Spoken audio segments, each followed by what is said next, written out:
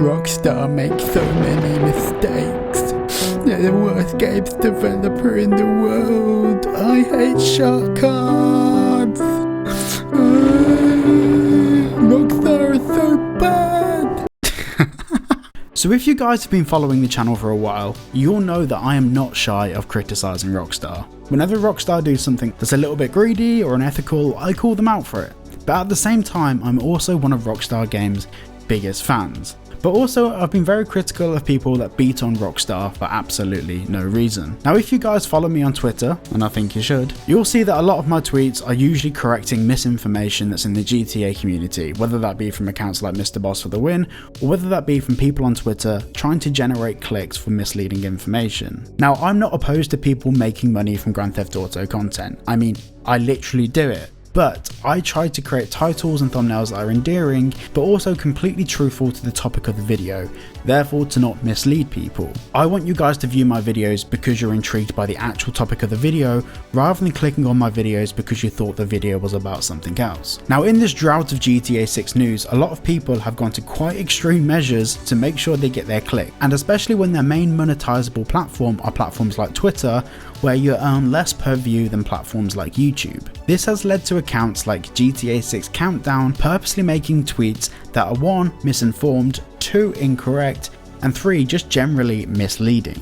A few of you guys might have seen this a couple of days ago, and this was a post by GTA 6 Countdown, who by the way has blocked me, but we'll talk about that a bit later on. Mistakes Rockstar made in the GTA 6 trailer. And this is 7 posts that talk about some of the mistakes that Rockstar supposedly made in the GTA 6 trailer. And you'll notice there's a community note underneath every single one of them because they're incorrect. So for example, in this photo, GTA 6 Countdown states that it's missing wind physics on Lucia's hair that doesn't match the speed of the car. The thing is the hair is behind Lucia's head, and her head blocks out a large proportion of the wind. When her hair swings around into the slipstream of the wind, the hair gets pushed back. If you hang on to the back of a car while it's going down a motorway and tuck behind it, the wind isn't going to be as massively in your face as it would be if you stuck your hand out the side of the car. Next, we have the visible polygons on Lucia's arm and seat due to low resolution textures. Polygons themselves aren't necessarily due to textures, the textures are more the surfacing of the item rather than the edges of the item. But yes, it's not 100% perfect, and this isn't a mistake. The more likely explanation for this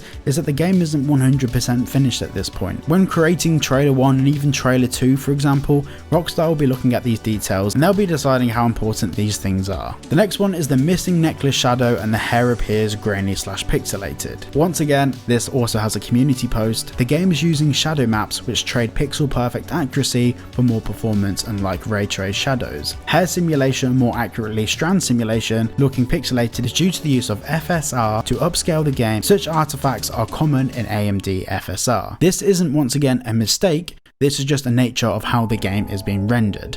But also, the shadow behind the necklace, we don't know how 3-dimensional that necklace is. If the necklace is only like a millimeter thin, the shadow created by it would be almost invisible, especially at this distance from the object, more so in a game. Next was the missing shadows of NPCs on the left side and 2D storefront that doesn't seem enterable. Now if we take a look at this image, you can see on the right hand side there's cars that have their headlights pointing towards these NPCs. The overall illumination of the scene doesn't necessarily mean that the shadows will be really sharp and pronounced, especially with car headlights that are designed to produce scattered light, not necessarily direct light. So I wouldn't be expecting to see huge shadows on these people. I'd expect there to be a slightly darker tone surrounding them, and as we can see, there appears to be that. And then in reference to the 2D storefront, I've zoomed in on this and in my opinion it looks like they've got a poster in the window of the storefront. I don't think it is a 2D storefront. And more to the point, who really cares? Next, the owner of GTA 6 Countdown isn't really aware that water, you're not going to believe this, but water can be shallow. So here we have NPCs supposedly standing on top of the water, but there's nothing to tell us how deep or how shallow the water is behind them. Then supposedly we have a poorly rendered NPC, or it could just be that this person has a darker skin complexion, or this person is wearing some sort of diving or scuba suit, because they'd be wearing full face neoprene. Then we have these NPCs that are supposedly submerged in water, which from what I can tell it looks like the person on the right is kneeling down and the person on the left is sitting down. And also on the beach, when you sit in the water at that sort of shallow depth, you're sinking into the water a little bit. This is such a non-point. Then we have this post here. The water at the back of this shot is missing its reflections, unlike the water in the front. And once again, we have a community note. This is a common artifact of screen space reflection, SSR. It is by no means a mistake. It is by design less accurate than ray trace reflections and offers higher performance. And once again, the same thing with this post here with the repeating window patterns. This is an intentional decision when people make games. It's another design decision. So there aren't actually any mistakes here. These are just conscious design decisions that are designed to make the game run smoother to create the trailer. They're not mistakes, they're not things that Rockstar has done wrong, and it by no means represents the performance or capabilities of the game. Rockstar aren't trying to make the game 1,000,000% realistic, they're trying to make the best looking game they can. They're two very entirely different concepts. Now I mentioned earlier in the video, myself and the owner of GTA 6 Countdown, well, we don't agree with each other. I'd say 1 out of every 3 posts that are posted on the GTA 6 Countdown page are misinformed, misleading, or completely inaccurate. Now in the past I've shouted out GTA 6 Countdown in a few of my videos when valid points have been raised. This was around the sort of time that the first trailer came out, when there was lots of news about it. Now there is less news about GTA 6. There appears to be a lot of misinformation coming from accounts like that and similar accounts. Now of course, being someone that makes content based on GTA 6, I get an absolute ton of questions about these posts, and people send them to me asking me to verify if they're real or not. 9 times out of 10, they are not real. Most of the time, the general rule of thumb I've used, and this doesn't apply to everything,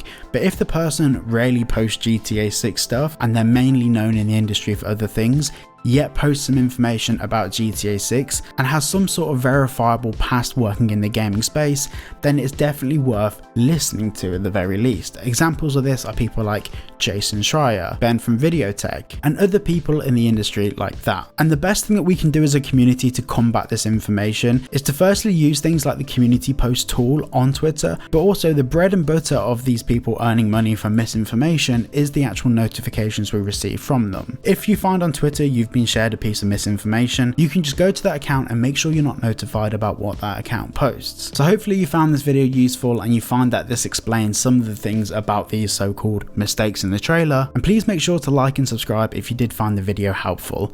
I'm aiming for 50,000 subscribers by the end of December.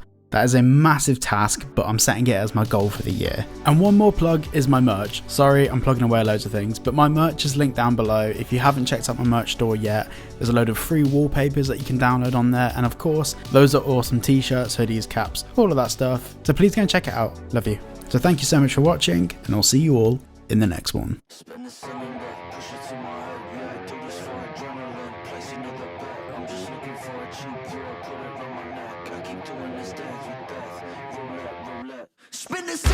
push it to my head. Yeah, I do this for adrenaline.